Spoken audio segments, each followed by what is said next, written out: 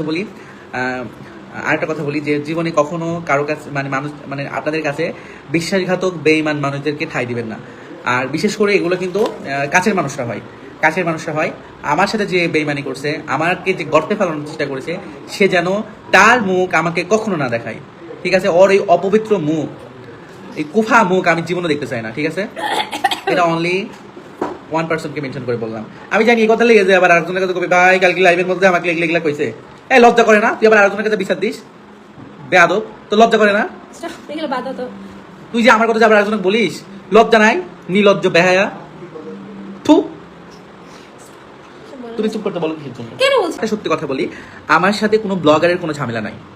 যাদের সাথে আমার এই ব্লগিং সেক্টরে এসে পরিচয়, শুরু থেকে এখন পর্যন্ত কাউকে নিয়ে আমি কোনোদিন অনলাইনে কোনো কথা বলি নাই।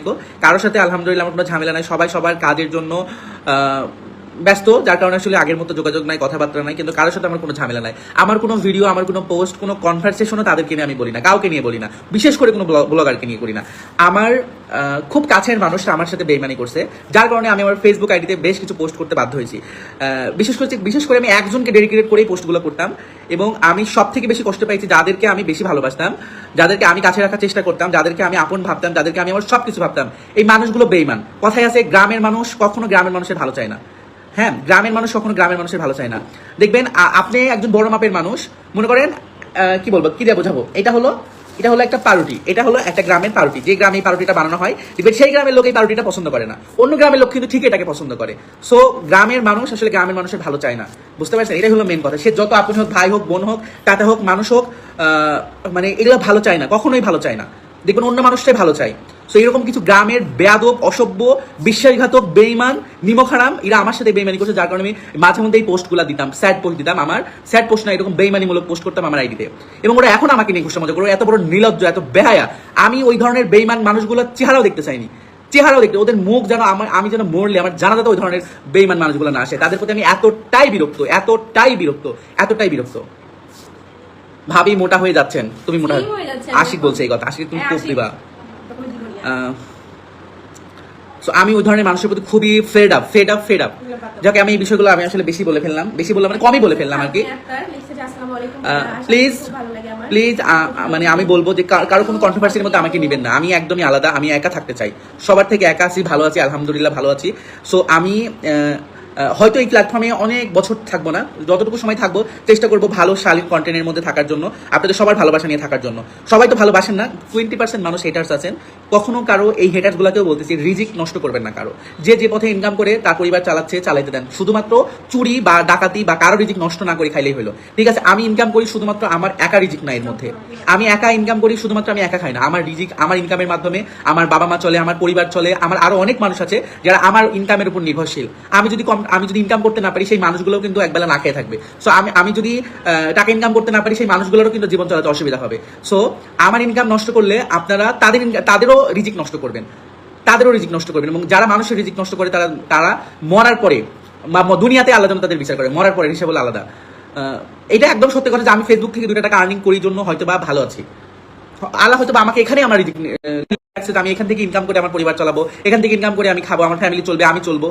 সো এখানে তো ভাই আমি আপনার টাকা নিচ্ছি না, আপনাদের কারো টাকা নিচ্ছি না, আমি আমার ইনকামের টাকা কষ্ট করে ইনকাম করছি। ভিডিও বানানো এত সহজ না তো, ফেসবুকে ঢুকলাম আর ভিডিও দিলাম আর লাখ কোটি ডলার চলে আসলো, এত কি সহজ বলেন? যারা আমাকে পছন্দ করেন না দেখেন না, মেলা কথা বলে ফেলছি। আপনাদের কারো কোনো কমেন্ট থাকলে বলেন, আর এইসব বিষয়ে আমি কথা বলতে চাচ্ছি না। আলামিন ভাই, আমি আপনার সেই আড়ঙের হাসি আপা কেমন আছেন? হাসি আপা আড়ঙের হাসি, যাই হোক, কেমন আছেন আপু? আমি আপনাকে ঠিকভাবে চিনতে পারি না, তারপরে বললাম কেমন আছে। আমি এইসব বিষয়ে কথা বলতে চাচ্ছি না, গরমে আমি হয়ে যাচ্ছি।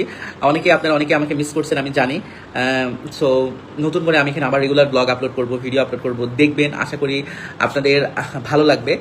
সামিউল তালুকদার, তোকে ব্লক করলাম। ব্যাড কমেন্ট করে আসলে লাভ নাই, আমি এগুলো পড়বো না, ওগুলো আমার নজরে আসবেও না। ঠিক আছে, অযথা ব্লগ খাবো, কমেন্ট করতে পারবো না। যাই হোক, আসে আমরা একটু আড্ডা দিই। সবাই আমাদের জন্য দোয়া করবেন, এটাই হলো কথা। আমাদের জন্য দোয়া করবেন, আমরা এখন থেকে রেগুলার এটাতে ব্লগ আপলোড করবো, দেখবেন, আশা করি ভালো লাগবে। এবং দিন শেষে আমি আরও একটা কথা বলি, কারো কখনো রিজিক নষ্ট করবেন না। আমার সাথে যারা 2 নম্বরই ছলচতরি করছে, রাজশাহীর কোনো মানুষ না, রাজশাহীর কোনো ব্লগার আমার সাথে ছলচতরি করে নাই, রাজশাহীর বাইরে। হ্যাঁ, সো এটাই বললাম। সবার সাথে আমাদের ভালো সম্পর্ক। আপনারা অনেকেই অনেক নাম নিয়ে কমেন্ট করতেছেন, সবার সাথে ভালো সম্পর্ক, কারোর সাথে কোনো ঝামেলা নাই, প্লিজ এগুলো বলবেন না। আমার এই লুবনা কেমন আছো, আমাকে কি চিনতে পারছো? অবশ্যই লুবনা, কেমন আছো তুমি? তুমি আমাকে প্লিজ আমার আইডিতে নক দিয়ে তোমার সাথে কথা বলবো। আমার পেজটার প্রবলেম হয়েছিল, দেন পেজটা আমাকে লালরনি ভাই ঠিক করে দিছে। ভাইকে অসংখ্য ধন্যবাদ যে পেজটা ঠিক করে দেওয়ার জন্য। অনেকেই আপনারা আমাকে কমেন্ট করতেছিলেন, ভাই আপনার পেজ কীভাবে ঠিক হলো, পেজ কীভাবে ঠিক হলো। সো রনি ভাই ঠিক করে দিছে। আমি রনি ভাইকে আগামীকাল একটা ভিডিও দিব। সো যাদের পেজের কোনো প্রবলেম আসছে চাইলে অনেক। ফেসবুক পেজটা কিন্তু ছিল না, এক কথায় নতুন করে আবার শুরু করছি। রিজিকের মালিক একমাত্র আল্লাহ। সো কারো রিজিকে যতটুকু থাকে সেই রিজিক কিন্তু কেউ কখনো নষ্ট করতে পারে না। আপনারা অনেকেই আমাকে মিস করছেন, অনেকেই জিজ্ঞাসেন আলামিন ভাই আপনি কই, আলামিন ভাই কই। আমি আসলে একটা ভিডিও বানাইছিলাম না যে আমার পেজ নষ্ট হয়েছে, মানুষের খারাপ সময়গুলো নিয়ে মানুষ এগুলো নিয়ে হাসি ঠাট্টা করে। আপনারা যেমন আমাকে 100 জনের মধ্যে কিন্তু 20 জন মানুষ আমাকে ঘৃণা করেন, 20 জন মানুষ আমাকে কিন্তু পছন্দ করেন না। এটা খুবই স্বাভাবিক। আমি 100 জন মানুষের মধ্যে 100 জন মানুষের ভালোবাসা নিয়ে বেঁচে থাকতে পারবো না। সবাই আমাকে পছন্দ করবে এমন না, আবার সবাই আমাকে অপছন্দ করবে এমনও না। আমাকে অপছন্দ বা আমাকে ভালো নাই লাগতে পারে, আমাকে ইগনোর করবেন। আমি যারা ব্যাড কমেন্ট করেন বা যারা আমাকে পছন্দ করেন না তাদের উদ্দেশ্যে বলতেছি, যারা আমাকে পছন্দ করেন না তারা আমাকে ইগনোর করবেন। আমার সব ভিডিও আপনার দেখা লাগবে না। আমার ভিডিও আপনার সামনে পড়লে দরকার হলে ব্লক মেরে দিবেন, তবু বাজে কমেন্ট করবেন না, কারো রিজিক নষ্ট করবেন না। অনেকে আছে যে হলো ফেক কপিরাইট, ফেক স্ট্রাইক বা অনেক কিছু করে। ভাই আসলে রিজিক তো আল্লাহ নির্ধারণ করেই দিচ্ছে যে কার রিজিকে কতটুকু আছে। এই রিজিক যখন আপনি নষ্ট করেন, আল্লাহ কিন্তু এটা বিচার করবেই, যেই করুক এই রিজিকের আল্লাহ কিন্তু এটা বিচার করবেই যে কারো রিজিক নষ্ট করবে।